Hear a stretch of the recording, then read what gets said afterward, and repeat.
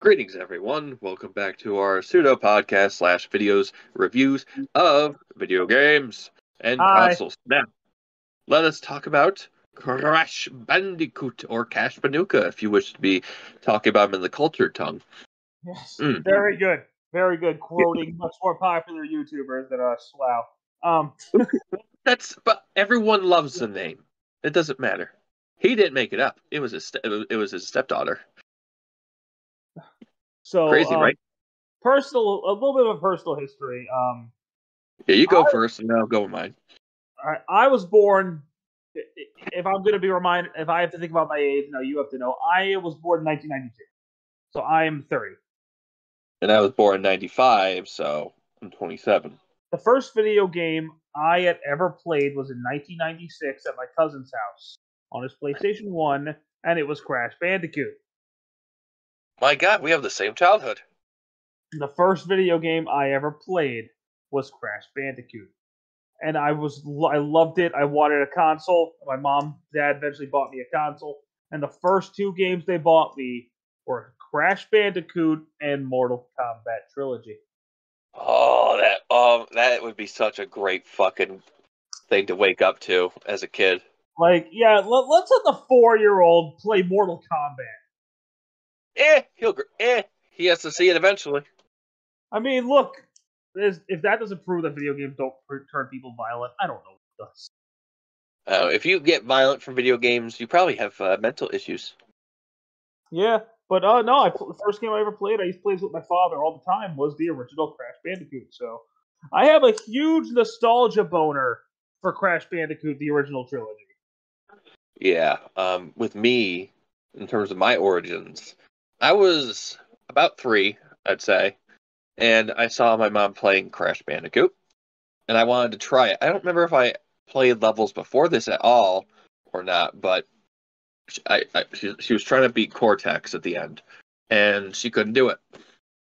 It took me a couple of tries, and I was able to understand how to move and jump and dodge shit, and I beat the boss, and she was like in disarray, like, what? How? A 3-year-old did it. And then after that, I just played it so much to the point where it was toxic, like, as a kid. Like, it was always on my mind. I always wanted to play it because that's how video games were introduced to me in terms of, like, being, like, these virtual worlds that just, like, made me go, oh my God, I can make this thing move. And with Crash Bandicoot being the catalyst, I guess you'd call it, of my gaming origins, it was a perfect start. It's a very simple game. You go through hallways, in 3D, forward and back, or you go left to right. Very simple shit. Simple in terms of gameplay, but geez, can it be difficult? Yeah, as a kid, I got my ass kicked, but I never really noticed how hard it was until I got older. Yeah, Crash 1 is no joke. Oof. No, it is not. Like, I don't know how people us at our age were able to even beat that game. It's except Slippery Climb. My mom and I always had trouble with that one. Everyone has trouble with Slippery Climb, bro. Yeah, but now this was a stream that was supposed to go up, but it never ended up happening. You, I, and Cody were streaming Crash 1 and Sane Trilogy, and I was just breezing through that game, not dying, like barely dying, I should say. He was getting angry. He's like, "No, you're not supposed to be going this fast. You're supposed to be taking your sweet damn time." And I was just like, "What is happening right now?" Yeah, because you're just seeing me just strutting along, not stopping, just Except for one time when I was in a bonus stage, and I'm like, "Okay, here we go." And I fell, and I lost my mind. It was the greatest goddamn thing. That really was. There must have been some other part in that stream that we did that was hilarious too. I can't remember what it was. But regardless of the stream, Crash Bandicoot is known for being notoriously difficult. Now, if this one thing didn't exist in Crash 1, it would be a lot easier. And that is, you cannot die once. Once you hit the first checkpoint box, you cannot die once in terms of getting the boxes. even if you go back and get the other boxes and then beat the level, you still do not get it. I swear to fucking God. I was like, what? I tested this as a kid on Insanity Beach. I missed some boxes, went back, it didn't work. So you got to do it in one clean shot. And for a kid, that's damn near impossible, especially if there's no box counter, which the other games would give. But you would get a gem. One. It's not really worth it. No, it's just for a non-canon ending. That's it. It's just for bragging rights, honestly. But I like bragging rights sometimes in a platinum trophy here and there. You know, if you don't want to fight the final boss. Yeah, if you want to just not fight the. What's sad is it's easier to fight the final boss than it is to get all the fucking gems.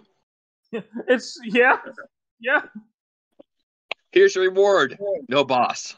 What? It's like playing Frontiers on anything other than hard mode. Don't get me started. That's a Not video with that fucking boss. That's a video we've already done. Yeah, we don't need to talk about that one for a long time.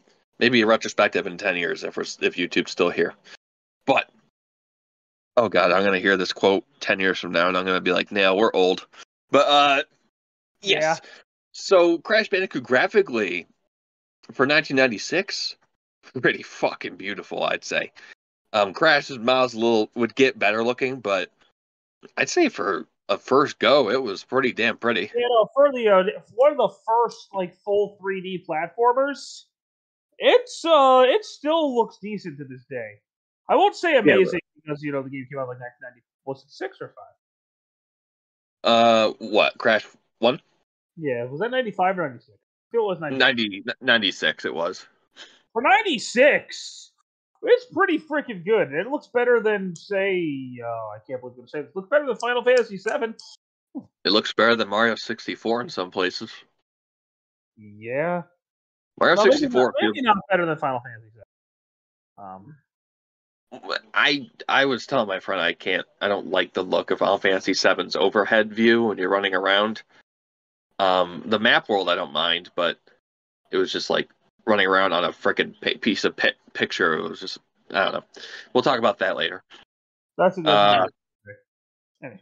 Yeah, so graphically speaking, like it looks better. It had more detail than Mario 64 did, for example, because that game, it just felt like everything was just blocks or flat lands or hills. I don't know how to explain it. It worked for Mario because Mario's all colorful and shit.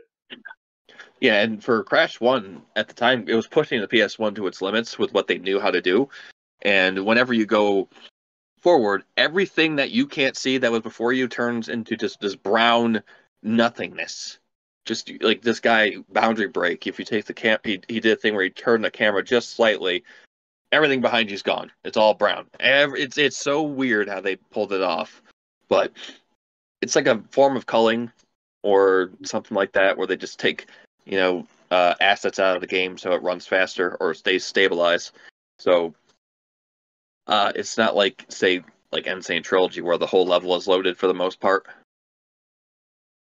or it doesn't unload as much. But yeah, like gameplay, graphics. Well, gameplay can. Okay, let's talk about the music then the gameplay. Music, classic, absolutely classic soundtrack. I remember almost every track. What's the third level called? The third world? The third stage. The Great Gate? That song is stuck in my head. But like the Crash theme song is iconic, but I do like the Crash 2 version of it better. You know the in the Great Gate, you know how there's voices in there? Yeah. That was actually taken from a different game or that's like public open source audio that they used in that song. Remember when Naughty Dog made games that were fun? Yeah, now they just make games. Now they just make movies. Honestly, yeah. Yeah, that's why I don't like Naughty Dog anymore. I don't give a shit about them. After Uncharted 3, it was just in Last of Us Part 1, no. That's when they started changing for reals. So The gameplay with Crash 1. It's a very simple 3D platformer. All you do is jump and spin. That's all you do. But don't let that fool you with the controls, because jumping and landing is so weird. Crash 1 is very jank. Yeah, I can't. Like, it's heavy, but it's also light at the same time. It's weird depending on what kind of jump you're doing. It's very weird to explain. It's more, you have to play it to understand what we're talking about, but it's very odd. Like, if you say it's Mario, you jump off an enemy, like he goes up and drops, like in a very specific pattern, like in Mario 64. But with Crash, like, it feels like he hovers in the air just a little longer than he should, and then slowly or quickly falls down depending on his animation. It's like he jumps, floats a split second, then drops. Very weird. Like, unless you played it yourself, it's hard to describe. And if you play the Insane Trilogy, it's not the same. It still feels like Crash 1, but it is a lot better. The controls. So we'll get to the Insane Trilogy at the end. But in terms of Crash 1, I mean, I don't have much else to say other than the game was insanely hard and in hindsight, it's probably not really worth going back to, especially though the Insane Trilogy is out. But it is a classic, and it does deserve your respect. Yeah, I mean, if you want to ever go back and check out history, go ahead, give it a shot, but don't expect to be like saying this game is fucking amazing, because at the time it was, but now it's like we have better stuff, so we can compare it. There's a remake now, so play the remake. Exactly, just play the remakes. The remakes are perfect. I'd rather play those than the originals any day. If you want to talk about one of the most improved sequels of all time, though, look at Crash 2. Yeah, you know what's weird? At the time, man, except for Mario, everyone that made a sequel got it, like, slam dunked. Sonic 2, damn, slam dunk, amazing sequel in every way. Crash 2, amazing sequel in damn near every way. Spyro 2. Oh my god, Spyro 2, so much better than Spyro 1. It's insane. Even the original PS1 game still holds up to this day. Much better than the Crash 1 and Crash 1. Like, because like Spyro 1 was like Crash, was their Crash 1 janky and stuff, but Spyro's a much easier game to get into than Crash, though. So Crash 1 was a critical and commercial success, so when they started making their second game, they had a much bigger budget, so they were able to put a lot better stuff into the graphics, even though they were still great. You can tell how much better Crash 2 looks and feels immediately. Yes, Crash's model is a lot more animated. It's a little pixely on the edges compared to his very sharp look in the original around his body, but it just has so much more expression compared to the original. Instead of just looking left and right like a coked out crackhead, you know, like he's looking like someone the police are coming after him. I mean, he still does that. He does, but it's nowhere near as bad. Like, you actually have to wait, and he does it slower. Before, he would just like be like, "What's it? What's it? What's it? What's it?" He's like a dog. It was like, "Oh my god, Crash, calm down." So with the graphics, they even got better, man. Like, they have weather effects now, like rain. There's already darkness levels in Crash 1, which were okay, but like just the lighting and everything is just so much better, and the music itself is even better. He feels so much better to control, dude. Much better to control. Yeah, and it also incorporated analog thumbsticks, which I think were like the standard by '99, right, for PlayStation? Yeah. Okay, because I know Ape Escape was like the first game to really use them. But yeah, I mean, you can play Crash 2 with the thumbstick, but don't. It doesn't feel like it was originally made with the thumbstick. So just use the D-pad. And you'll be fine. Warped, on the other hand, you could probably get away with the stick. You might be able to a little bit. It still feels funny. Unless you're playing the Insane Trilogy, then it feels natural. Like, very natural. like Crash's movement in Crash 1 was limited to 8 directions for the most part. And in this game, he has more free flow 360 directions, but it still kind of feels like Crash in terms of a slight bit of jank to his movement, but nothing terrible at all. No. It's a major improvement over the first one.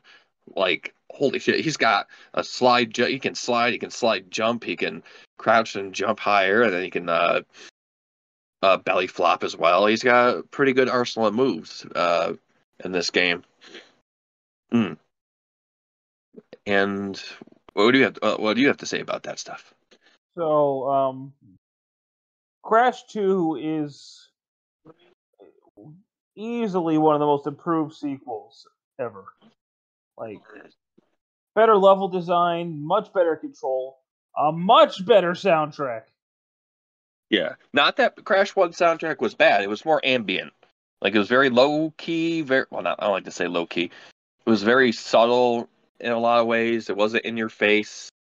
One of my favorite tracks was in the Jaws of Darkness levels. Where like you're in the dark temples. Oh yeah. That shit scared me as a kid. And also, Mhm. better Also, boss fights. yeah, they're better. Crash, the entire Crash trilogy doesn't really have that many good bosses. 3 is the best of them, but even then, they're still kind of okay. Yeah. But I think that was kind of a problem with a lot of 3D platformers back in the 90s. I mean, how much can you really do? I mean, Crash 1's boss is Papu Papu. Woo, he spins in a circle and he slams his thing down, and be careful not to be behind him after you kill him, or careful not to be in front of him. Yeah, one time I beat him and he fell. I was in front of him and it killed me. So you're not invincible until he hits the ground. I was like, are you kidding me? They fixed that in Insane by getting rid of that and just making him like they made the arena bigger. It's weird. So Crash 2. So we actually have a plot this time rather than just trying to go and save our girlfriend Tana who dumped us for Pinstripe. Bitch. And this one is about Cortex wanting to get all the crystals. Yes, the crystals are a brand new MacGuffin in this game, alongside the gems. You need to get all 25 in order to beat the game. That's going to be the standard for most Crash platformers. Well, not really most, actually. Well, Only. the crystals is they're mandatory. Yeah, gems are optional for the 100% cannon ending now, which is funny because you use a giant laser cannon to destroy the place at the end. But no, the crystals are mandatory. If you don't get them, you can't actually complete the level. No. So again, gems or not gems. Crystals are very easy to get. They're out in the open. They glow really brightly, and you're pretty good. And with gems, they made it a lot easier this time. Not to say that the levels that accompany them are any easier, but the function of getting them is a lot easier. When you die now, you can actually just restart from the checkpoint and still have boxes, and it has a box counter, not a box count like 20 out of 50, but it just tells you how many you have. And I'm like, that's good. I was like, thank God for that, because having that, being able to die, makes this game so much better. Otherwise, you have to do a perfect run in the other game, and then you just be a master at it. Not because you wanted to be, because you were forced to be. So yeah, Cold Hard Crash. Cold Hard Crash is a piece of shit level I never want to think about. In Crash 2, I hate that level so much. Yeah. Because to get the gem, you have to get all the boxes there, and then go all the way to the end on constant ice and hit a switch, and then go back and then go down and get the boxes. It's like, because you have to fall down the pit to the right of the box to switch to get the red gem. So oh my god, it's such a garbage level. I don't know what they were thinking with that. Did they just want to piss everybody off or something? Yes. Makes sense to me. So Crash 2, it's got 5. How many warp rooms does it have? 1, 2, like 4? 5? Okay. There's 5 levels each, so yeah, 25 levels. Total. Oh wait, there's a second. Oh wait, well there's the main ones, and then there's the castle ruins teleporter room. The one where you can see, the warp room. The secret warp rooms. Yeah. Yeah, and in the original, I like how in the original Crash 2 compared to the Insane Trilogy, they showed the Crash 1 islands in the background. And I was like, oh, that's cool. That's neat. Yeah, one time I actually was able to jump on one of the islands. Could never do it again, but I did. I couldn't run around on it. I was just able to stand on it and just kind of be there. That's, okay. Yeah, I don't know. I pulled off some weird glitches in the original Crash. Oh, there are a couple things about Crash 2 I do want to point out. There's a lot more variety of the gameplay in this one. Like, there are times where Crash is on a jet ski. There's times where Crash is on a polar bear. Oh yeah, we forgot about the Warthog in Crash 1. So, I mean, that's a returning gameplay mechanic, but just refined. And then there's the fucking jetpack. Even in Insane Trilogy, it still sucks ass. Aside from that, though, Crash 2 is great. I could still play this to this day. Like, I love Crash 2 a lot. Yeah, this is the only one I don't mind going for 100%. The only one I don't like going for 100% is Crash 3. And we'll get to that as to why. But, yeah, better bosses, better music, better gameplay, better graphics, just better everything. No, go ahead.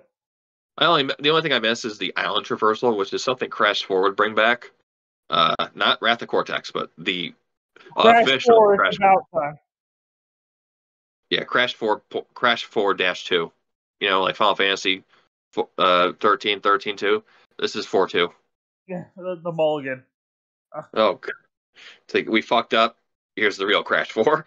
Even though in Japan they're called Crash 4 and 5 up there. It's like, what? Anywho. Well, they have a Crash 4 and 5, but it's not. Yeah, it's fucking weird. So next up, we have the third game in the trilogy, Crash Bandicoot Warped. And we also can't forget the 2 spin-off games on the PS1. We'll quickly go over those after. Well, we can't quickly go over one of those. One of those is one of the best games of its genre. Crash Warped is, in my opinion, the best of the 3. Yeah, like Crash's controls are still about the same as Crash 2, except you get power-ups after every boss to extend your moves. You got a stronger belly flop. You can get a bazooka. You could get the double jump. You can get the spin tornado. It's fucking insane. Ha! Focus. Then you get a dash, and then you get a dash. Which seems stupid at first, but there's a reason. But it's the same ramp as before. You get the 5 crystals. You can get the gems. There's sometimes 2 gems in each level, or per level. It depends. Sometimes it's just 2. Oh, we forgot to mention the bonus stages. Bonus stages? There are bonus stages in every Crash game, and we didn't mention them at all.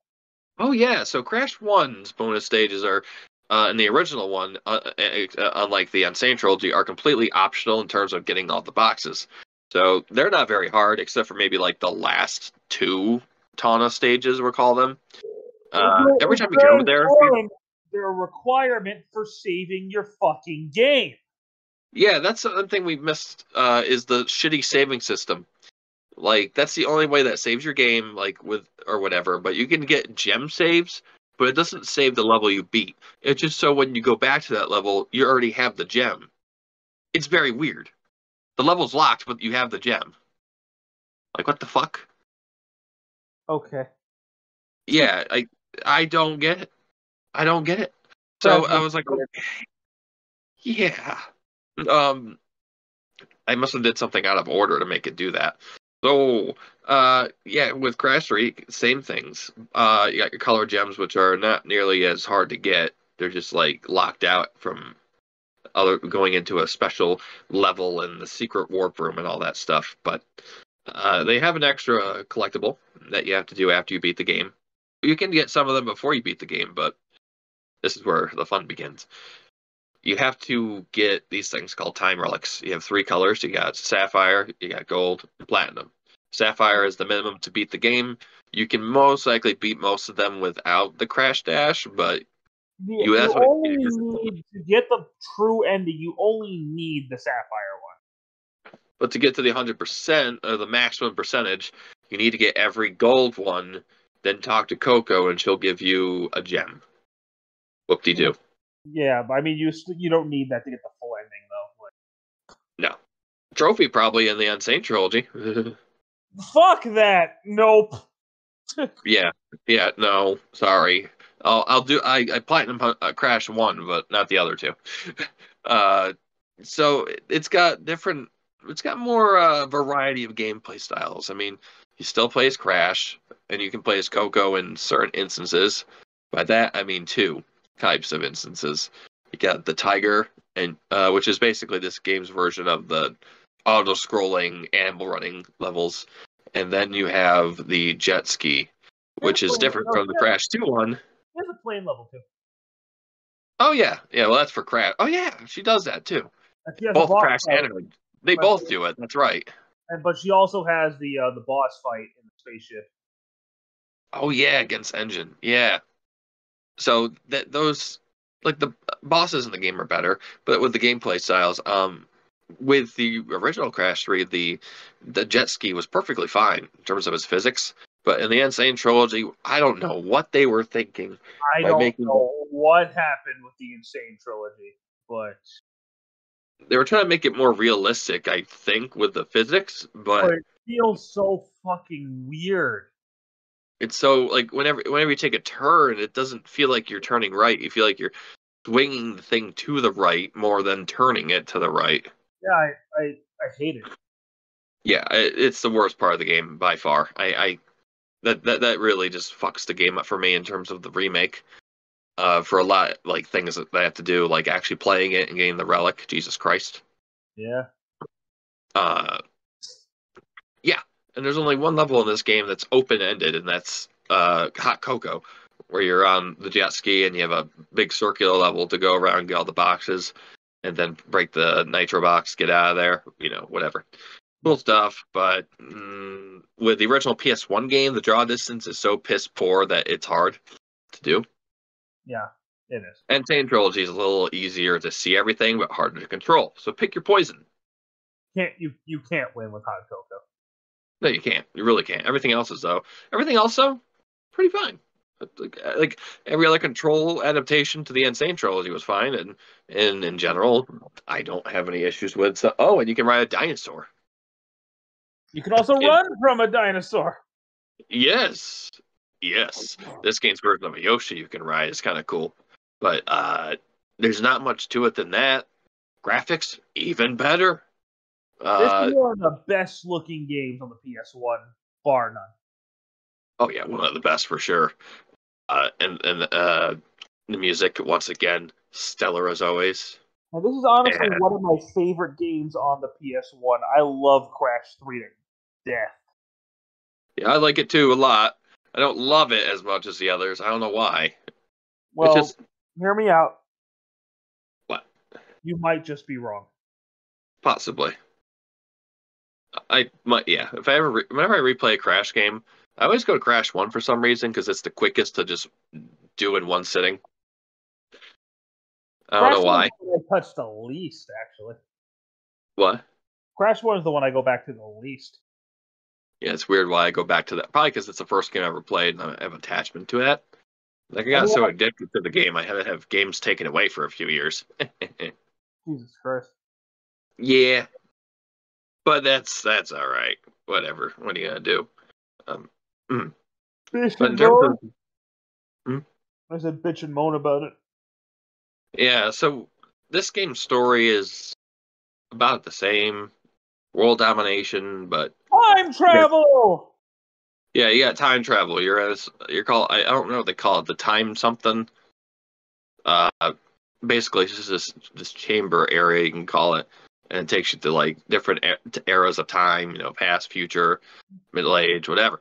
So you go through all those, and then you go to the future area, beat up Cortex, and then you have to go get the relics, and then you find the secret warp room, which gives you some extra levels or other levels that have different exits, so like the gold gem, that just takes you on a slightly short, different path, and there you go, you got the gem, and that's it.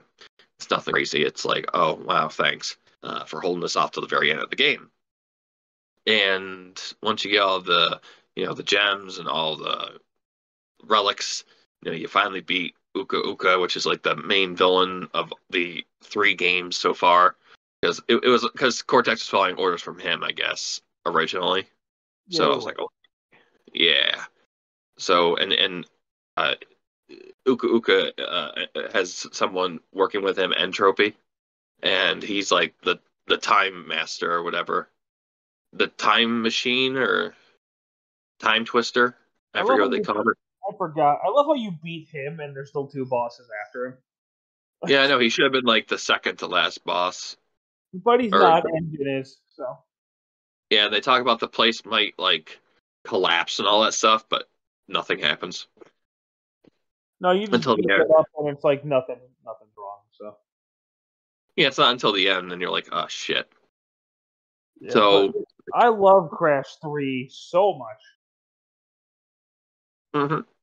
I like it a lot. Me too. It's not my. It's probably one of my favorites in the trilogy. I like Crash 2 more than Crash 3 because it just of its simplicity. But if you want to play these games now, just get the Insane trilogy. Yeah. Otherwise, you'd have to. The only modern way to get them is on the PlayStation 3 store, and who knows if that'll even be up in a few years. Yeah, so just find the Insane trilogy and play it on your PS5 or your Xbox or your Switch, because it's on all the consoles now. Or your PC and get some mods if you want. And if you get it on PC, why not? if you get on PC, it runs at 60 frames per second, and let me tell you, Crash and Insane Trilogy in 60 FPS is goddamn beautiful. Like, it's insane. Again, insane. However, we are not done with PS1 Crash. No, we got 2 more games. One really. So great. One really. Yeah, one is not so great, and the other one is amazing. So Crash Team Racing came out, and it's like the first spin-off, but it's a kart racer, and it is so fucking chaotic. And it's one of the best kart racing games ever made. It holds up better than Mario Kart 64. Oh, easily. Graphically, so much better. Gameplay wise, it's still smooth as butter today to play. Like, it has not aged at all. But geez, could it be brutal? It can be brutal, especially if you're going for the platinum relics. Though, I mean, the remake, you get something for it, but platinums get you nothing in this game. None of them did previously. But when you have the time trials in that game, you can get Entropy, which makes sense because he's the time twister guy. So yeah, you unlock him, and then he tells you, "I doubt you can beat Oxide's times. Good luck with that." And I thought, oh, maybe if I beat Oxide, I'll get Nitrous Oxide, because there was one extra character slot I didn't have, and after I beat all of them, I got nothing.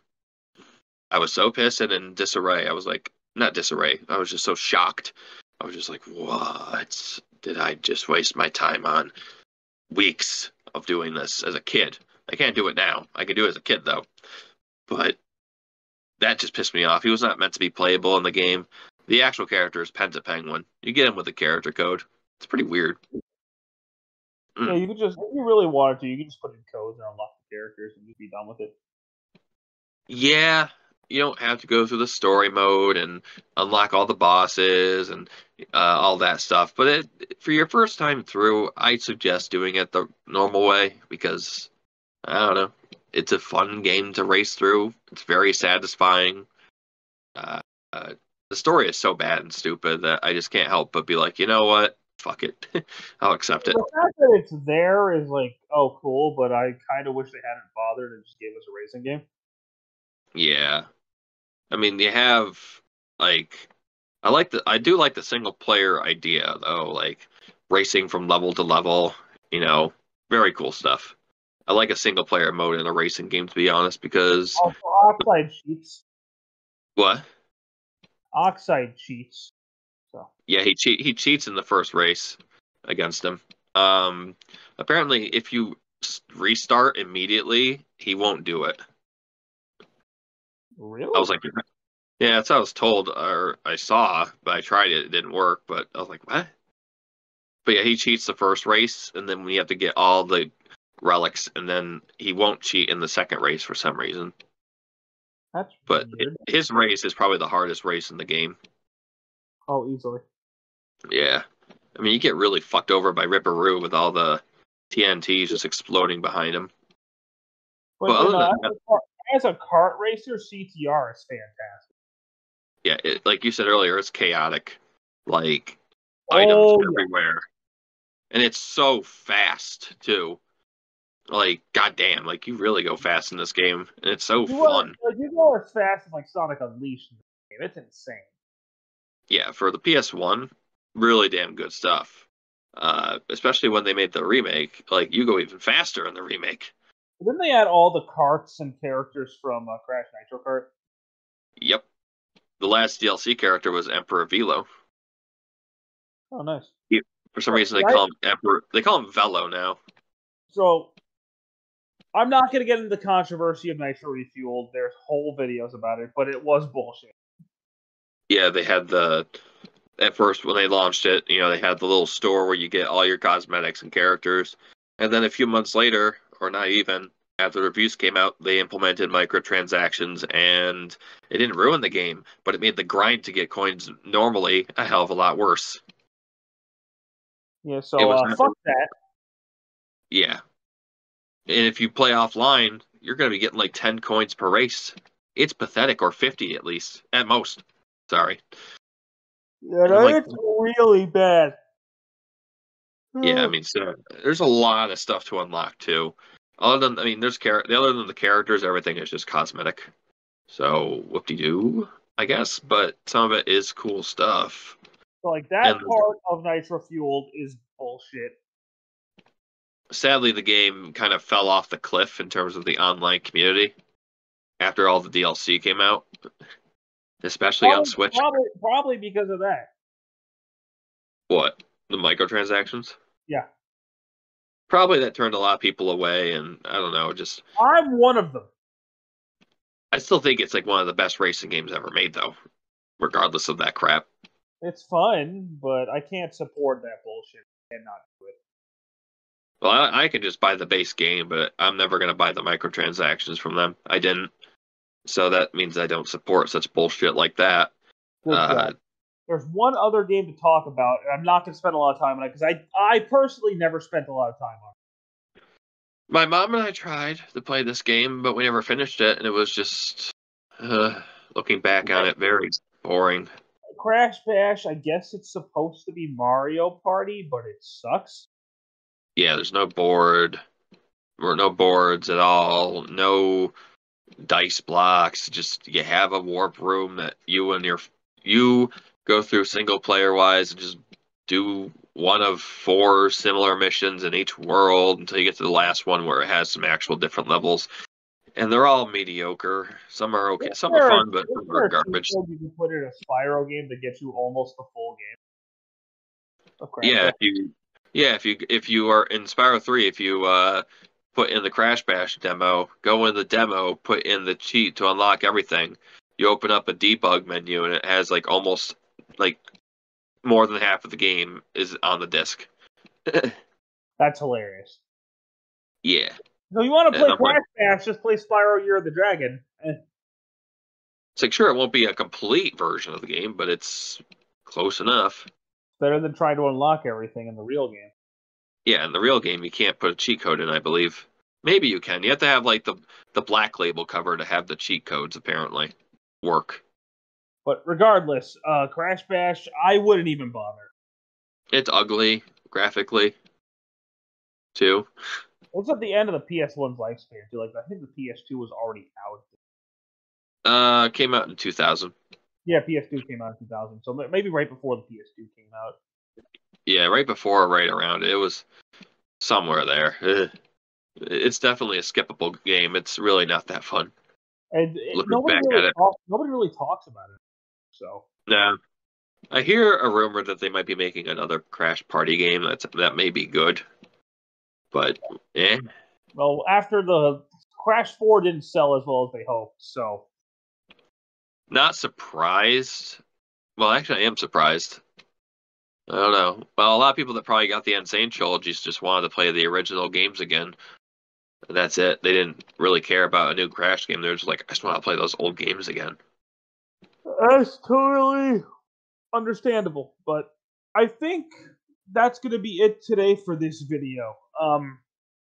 I have a lot of respect and love for Crash, but he fell off a fucking cliff after this, and we'll talk about that next time we talk about Crash. Oh god.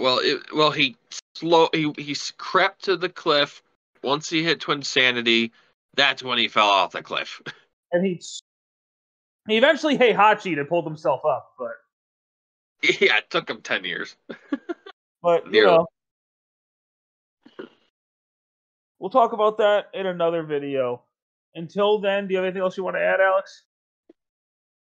Nah, not really. All right, guys, thank you so much for watching this video about the Crash Bandicoot PS1 era.